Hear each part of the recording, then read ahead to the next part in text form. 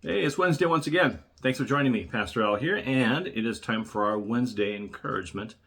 And hopefully you're kicking off your summer, school's out, and things are changing a little bit speed-wise, and maybe you have kids that are in school that are on summer vacation now. Maybe you're just older, all your kids are gone, but in either case, summertime comes and it changes things for us. So it's time for us to embrace just some great time outside and enjoying God's nature. Hey, let's dig into the word today.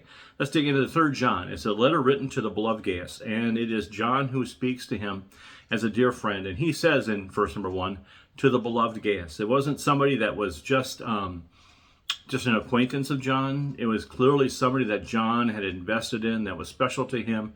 So even in the address of this letter to the beloved Gaius, we see there's a special attention of John's intimacy with him and his special relationship with him. And just like John, in all of his letters, and even in his epistle, it was very personal, very intimate, very revealing, and detail-oriented, especially about Jesus in the Gospels.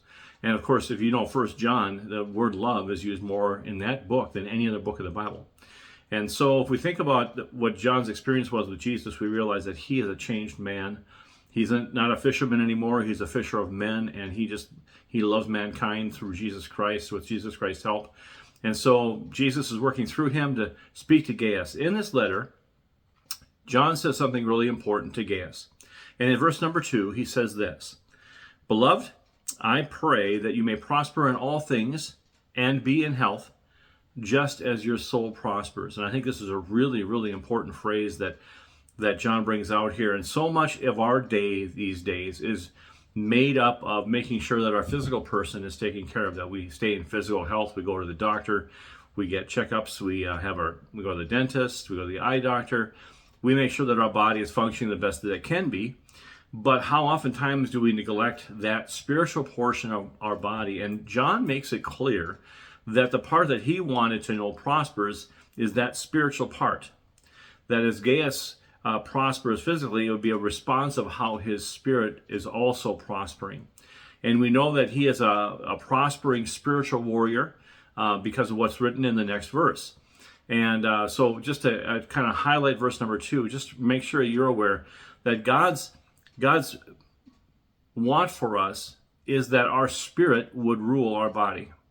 That our body would be in good health, that our body would prosper according to the prosperity that God has chosen in our heart, and how our heart drives the rest of us. You'll notice that when man talks about the body, he talks about body, soul, and spirit. He goes from outside in.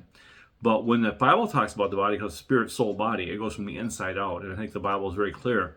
The inside is more important than the outside.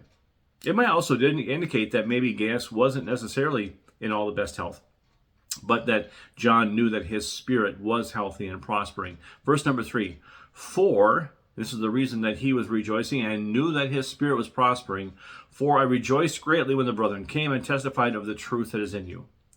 So what was making Gaius' spirit prosper? It was the truth of Jesus Christ. It was the truth of the gospel, the truth of what he had experienced, what God had done for him. Of course, at this time, a lot of the New Testament was not written yet. And some of it was, but whether or not Gaius had full access to some of those things, we don't know. But we know some things about Gaius. The most important thing is that there was truth in him. And one of the things that will make us the most healthy as believers is the truth of Jesus Christ, the truth of God's plan for man, the truth of God's love for man, the truth of why Jesus came and his death, his resurrection. All these things prove to us that God loves us, that he cares about us, and that knowing these things helps our spirit to prosper. And as John said, I pray that your body would prosper the same way that your spirit does. And may people see that in us. May they see our spirit prospering within us. I hope you find that an encouragement today, as always. Have a great day in Jesus.